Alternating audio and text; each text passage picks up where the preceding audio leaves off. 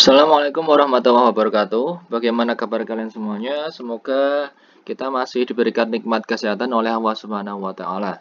Baik, video kali ini mungkin saya sedikit di sini ada mungkin timestamp saja. Saya berikan suatu timestamp atau penanda di video ini bahwa video ini dibuat pada tanggal 27 April sekitar jam 10 pagi. Jadi, oke lanjut kembali lagi ke video di sini. Jadi ke pembahasan kita kali ini. Jadi video ini kita akan belajar tentang materi kuliah struktur baja 1, di mana fokus kita di video kali ini adalah masih pendahuluan saja dulu. Kita sedikit bicara tentang pendahuluan tentang material baja, kemudian nanti kita lanjut sampai ke metode perencanaan struktur baja. Oke, langsung saja. Ini sebagai judul.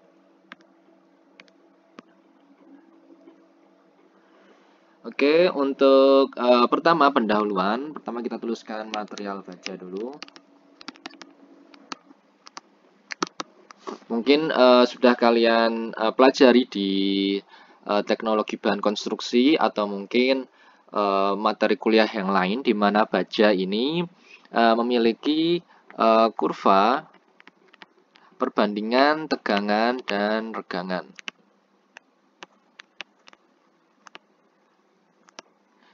Jadi jika suatu material apapun itu, nggak hanya material baja, jika diberikan beban, jika ada beban P, maka akan muncul beban atau nilai F atau tegangan.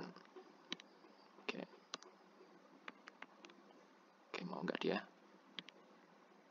Jadi ada muncul nilai F, di mana nilai F ini nilainya sama dengan P dibagi dengan A. Tegangan sama dengan P atau gaya, jadi beban dibagi dengan luas penampang. Artinya apa? Jika ada muncul beban P, maka berbanding lurus terhadap dengan nilai dari gaya. Kalau bebannya besar, maka tegangan yang muncul juga besar. Kemudian selain ada rumus seperti ini, F sama dengan P per A, maka akan muncul perbandingan antara tegangan dan regangan. Jadi nilainya kalau muncul tegangan, pasti akan muncul nilai regangan, di mana nilai regangan ini itu sama dengan F dibagi dengan E, di mana E itu adalah modulus elastisitas. Jadi di sini adalah ini regangan, di sini adalah F adalah tegangan, E ini adalah modulus elastis. Jadi semua material jika diberikan suatu beban pasti akan muncul tegangan. Kalau ada tegangan di suatu material pasti akan muncul nilai regangan, di mana nilai regangan sama dengan F per E, modulus elastisitas, tergantung dari modulus elastisitas material yang akan kita tinjau. Khusus untuk material baja, nilai modulus elastisitas itu diketahui langsung secara teoritis, nilainya adalah 200.000 MPa. Jadi secara teoritis 200.000, kalau kita uji secara prakteknya di lapangan bisa lebih dari 200.000, bisa kurang dari 200.000, tapi kira-kira sekitar 200 ribuan. Jadi kira-kira seperti itu. Pernah saya dulu menguji di laboratorium bisa dapat 150.000, atau mungkin kadang juga ada yang sampai 220.000, itu nggak masalah. Jadi kalau dalam perencanaan biasanya yang digunakan adalah angka-angka teoritis 200.000, antara 200.000 sama 150.000 saya kira nggak akan berbeda jauh. Oke, kita kembali lagi ke kurva tegangan dan regangan. Mungkin saya akan geser di bawah sini. Jadi kurva tegangan dan regangan, kalau misalnya saya punya suatu aksis, jadi aksis ada di sini, ada aksis X, di mana aksis X ini yang horizontal, ini adalah untuk nilai regangan. Kemudian aksis Y atau aksis vertikal itu kita buat di sini adalah F atau tegangan. Maka kurva tegangan dan regangan material baja maka kira-kira akan seperti ini. Ini saya kira sudah kalian sudah paham, sudah pernah diberikan. Ada beberapa bagian. Jadi di sini ada bagian yang pertama, kemudian ada bagian yang kedua, kemudian bagian yang ketiga, dan bagian yang mungkin keempat. Jadi ada 4 bagian yang bisa kita breakdown satu persatu untuk apa istilahnya, sifat-sifat dari baja, material baja. Jadi yang pertama itu bisa kita sebut dengan area elastis. Jadi area pertama ya. Jadi area pertama adalah elastis, kemudian area yang kedua kita bisa sebut dengan area plastis. Kemudian yang ketiga adalah daerah strain hardening.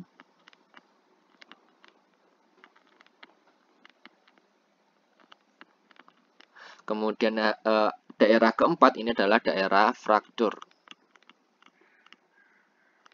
Dimana kalau daerah satu atau daerah elastis itu mungkin kita bisa sedikit bagi di sini. Dimana area elastis ini adalah area linear. Kemudian area 2, 3, dan 4 kita bisa sebut dengan area yang non-linear. Ini saya kira penjelasannya sudah kalian dapatkan, ini hanya mengulang saja. Kemudian untuk area elastis itu dibatasi di aksis vertikal atau aksis Y atau tegangan, itu dibatasi oleh nilai yang namanya, ada yang ingat? Di sini adalah saya tuliskan, oke, nggak mau muncul. Fy atau tegangan leleh. Kemudian di aksis horizontal ini kita sebut dengan regangan Y atau regangan leleh. Jadi dibatasi oleh tegangan leleh dan regangan leleh. Nanti regangan leleh itu akan menentukan mutu dari material baja yang akan kita gunakan. Itu untuk daerah satu atau daerah elastis. Kemudian untuk daerah yang kedua, daerah plastis, dia dibatasi sama. Di sini dia dibatasi oleh tegangan leleh, tapi di bagian regangan dia dibatasi oleh nilai regangan SH, regangan strain hardening. Jadi regangan di mana dia akan mulai muncul strain hardening atau perkuatan regangan. Kemudian di daerah 3, daerah strain hardening, dia dibatasi oleh di sini untuk aksis vertikal dia dibatasi oleh Fu. Kemudian arah aksis horizontalnya, aksis X-nya dia dibatasi oleh regangan ultimate. Kemudian di daerah keempat, daerah terakhir fraktur, bisa kita tulis di sini adalah tegangan Fr atau tegangan fraktur. Kemudian regangan juga kita sebut sama dengan regangan fraktur. Itu adalah area 1, area 2, area 3, dan area 4. Kemudian tadi saya sebutkan ada Fy, ada Fu. Fy itu adalah tegangan leleh, kemudian Fu itu adalah tegangan ultimate, di mana itu akan mempengaruhi dari jenis atau sifat mutu atau mutu material baja. Jadi misal ada mutu baja BJ34 misal, dimana kalau mutu BJ34 itu nilai Fu-nya itu sama dengan 340 MPa. Oh, ya, sepertinya baterainya habis, nanti coba saya ganti saja. Fu atau tegangan ultimate-nya 340 MPa, kemudian Fy-nya sama dengan 210 MPa, atau mungkin mutu yang paling sering digunakan di lapangan. Oke, habis-kah? Baja BJ37 itu nilai Fu-nya sama dengan 370, ini 37 ya, 370 MPa. Kemudian Fy-nya sama dengan 240 MPa. Itu kira-kira seperti itu. Jadi ini adalah masih secara teoritis, dan kenyataannya di lapangan kemungkinan akan lebih tinggi lagi. Jadi dulu pernah saya menguji, jadi BJ37 di mana FY-nya harusnya sama dengan 240, tapi didapatkan di lapangan ternyata bisa mencapai 310 MPa. Jadi secara teoritis 240, tapi kenyataan di lapangan bisa lebih tinggi 310. Dan itu mungkin terjadi juga di mutu-mutu baja yang lain. Jadi artinya mutu-mutu baja yang disediakan di SNI mungkin kalau di ASTM ya, jadi ada kalau mutu SNI ya mungkin bisa pakai BJ37, BJ34, BJ41 dan seterusnya, atau mungkin menggunakan standar ASTM itu boleh. Itu standar kode yang angka-angka yang ada di sini itu adalah angka-angka minimal. Jadi minimal misal BJ37 itu harusnya minimal didapatkan nilai 240. Biasanya di pabrik dia dilebihkan mutunya agar dia bisa memenuhi standar dari standar SNI. Oke, jadi di situ untuk tadi kurva tegangan dan tegangan sudah, kemudian sedikit mutu baja juga sudah saya sampaikan. Kemudian kalau kita bicara tentang profil baja, pasti akan muncul profil atau bentuk-bentuk baja. Jadi ada profil baja, baja IWF atau yang berbentuk I, atau baja yang berbentuk siku, atau baja L, atau mungkin yang berbentuk seperti C, kanal, atau mungkin yang berbentuk seperti box, entah itu boxnya pejal atau dia berlubang di tengah, atau mungkin seperti pipa, pipa pejal, lingkaran pejal atau pipa. Jadi kalau misal kita sebut pipa artinya ya tengahnya berlubang, tapi kalau lingkaran pejal itu artinya lingkaran yang penuh. Itu bedanya pipa sama lingkaran pejal, atau mungkin box sama segi empat pejal, itu beda. Itu untuk profil baja. Kemudian mungkin di video kali ini nggak akan sampai, mungkin saya ngerti nggak sampai 20 menit, mungkin hanya 15 menit. Ini sudah 12 menit ya. Jadi kita lanjut ke bahasan kita tadi secara yang utamanya, yaitu metode perencanaan. Struktur baja. Jadi secara umum untuk struktur baja, ataupun juga struktur yang saya ngerti struktur yang lainnya, mungkin struktur yang lainnya juga, sebenarnya ada dua metode. Jadi yang pertama adalah metode ASD, kemudian yang kedua adalah metode LRFD. Jadi ada dua, ASD dan LRFD. ASD mungkin kita merupakan singkatan dari Allowable Stress Design atau Stress Design. Desain ya, atau desain bahasa Inggris itu pakai I. Itu untuk ASD, atau juga ASD sebenarnya juga ada dua ya. Jadi Allowable Stress Design, ada juga Allowable Strength Design.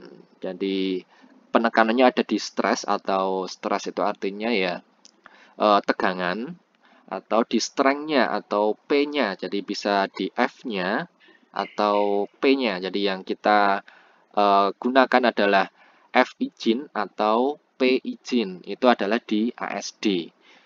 Jadi allowable adalah izin ya. Jadi ASD ini bisa sering kita jumpai di perencanaan struktur pondasi atau struktur bawah. Itu biasanya kita gunakan ASD karena mungkin lebih mudah kalau kita menggunakan metode yang ASD. Kemudian LRFD itu kepanjangan dari, oke ini stylusnya.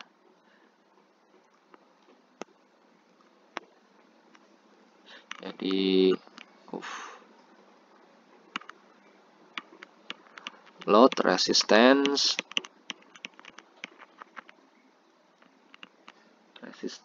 pakai C, load resistance factor design.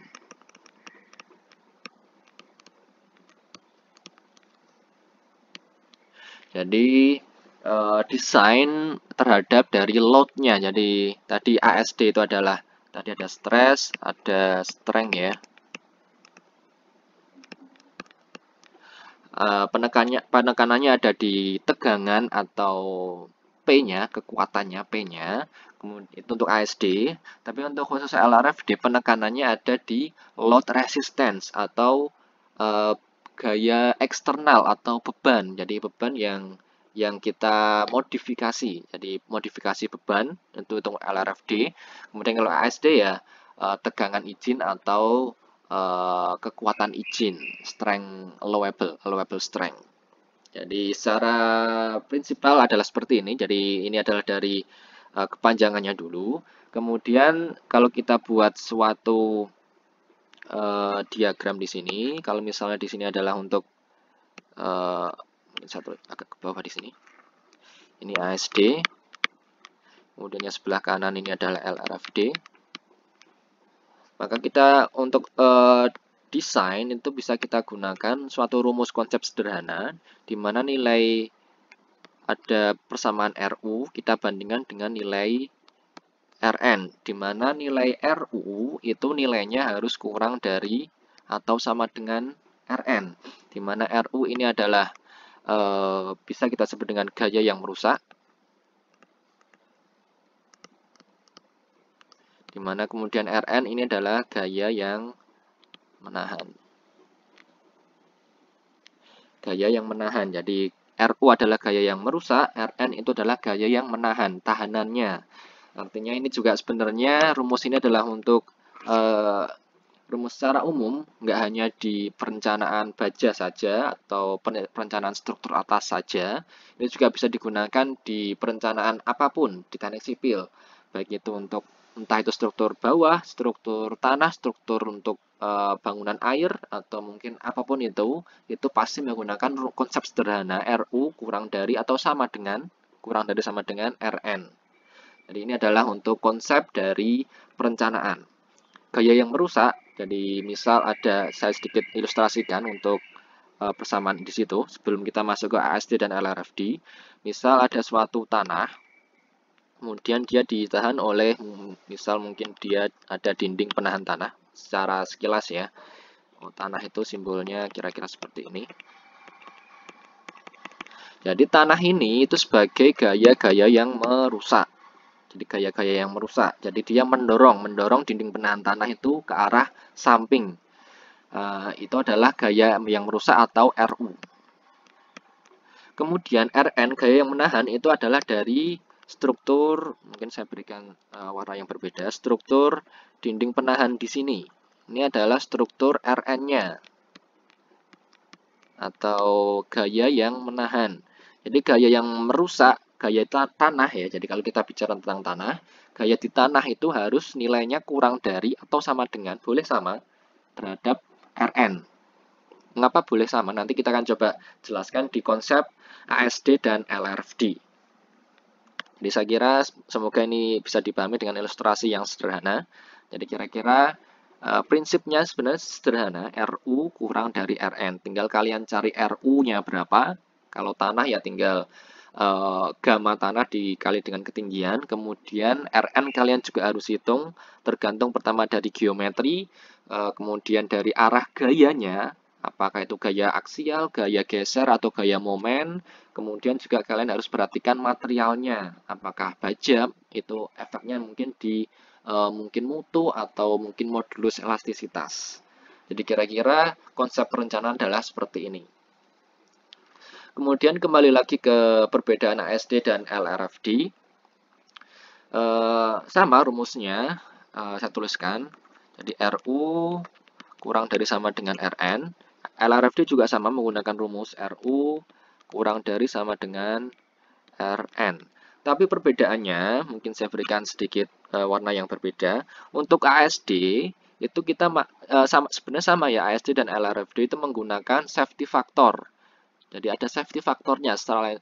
Tadi saya sebutkan boleh sama, karena apa? Karena memang ada safety factor, ada yang sesuatu yang dilebihkan, atau sesuatu yang dikurangkan. Jadi untuk ASD itu safety faktornya itu ditaruh di bagian Rn. Jadi Rn-nya dikali atau dibagi dengan safety factor. Artinya gaya menahan yang sesungguhnya itu dia diturunkan secara hitungan. Misal ada nanti mungkin contohnya agak di belakang saja ya. Jadi ASD itu adalah safety factor ditaruh di bagian RN atau gaya yang gaya yang menahan. Jadi gaya yang menahan itu dia diturunkan, dibagi ya, jadi dia lebih kecil. Tapi untuk LRFD safety factor dia diberikan di bagian RU atau gaya yang merusak.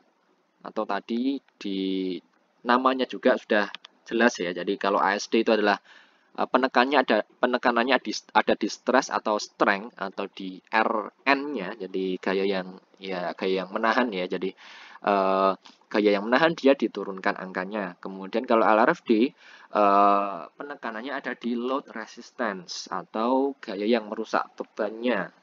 Kalau tadi ada dinding penahan tanah ya, gaya yang merusak ya di bagian tanah aktif. Atau mungkin kalau di bagian bangunan gedung berarti ada nanti beban mati, beban hidup, beban angin, atau beban yang lain, atau beban gempa. Itu kita kalikan dengan safety factor. Jadi kalau di ASD kita kenal dengan tegangan izin, atau tadi sudah saya sebutkan ya, tegangan izin dan kekuatan izin. Kalau LRFD itu pasti dikenal yang namanya beban kombinasi.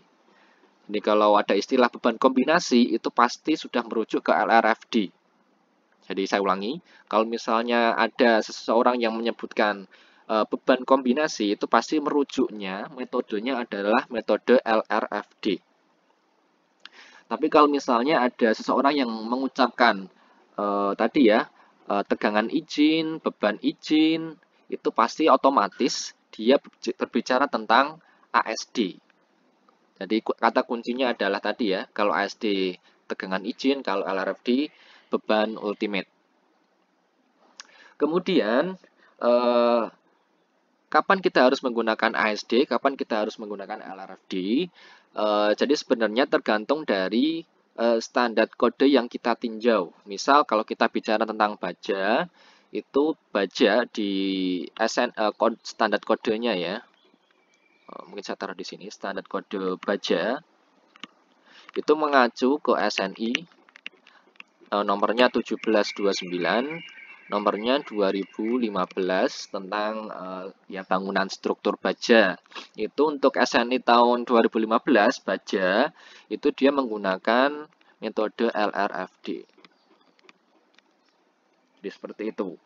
Atau mungkin kalau misalnya kalau kita menghitung pondasi, saya nggak hafal, mungkin pondasi itu tahunnya SNI 16 mungkin, saya nggak ngerti. Kalau yang tahu mungkin bisa dikoreksi saya. Jadi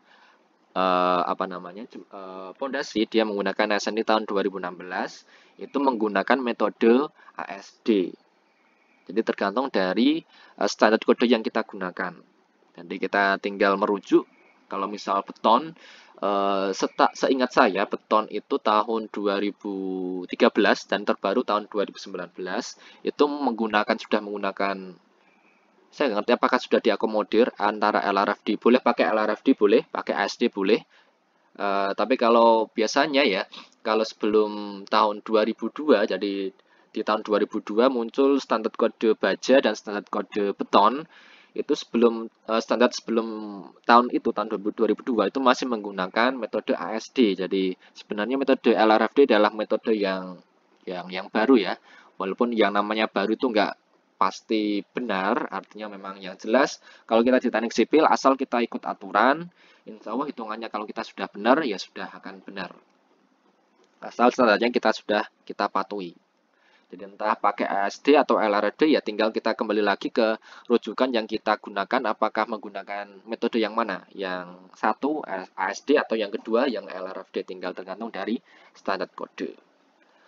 Oke, jadi itu untuk video kali ini yang saya rekam pada tanggal 27 April pada ini selesai jam setengah 11, ada sekitar 25 menit ya. Oke, saya kira tadi hanya 10 menit, ternyata terlalu panjang saya bicaranya.